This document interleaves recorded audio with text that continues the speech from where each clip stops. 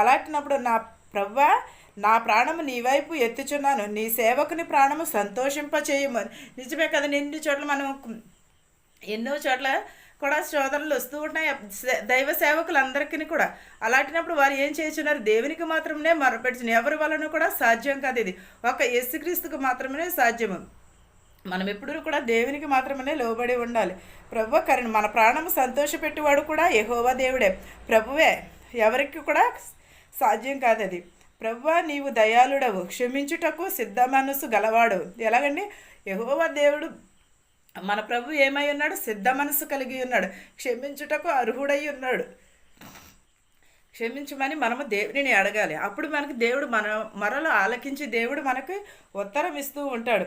నీకు మొరపెట్టు వారందరి ఎడల కృపాతిశయము గలవాడవు.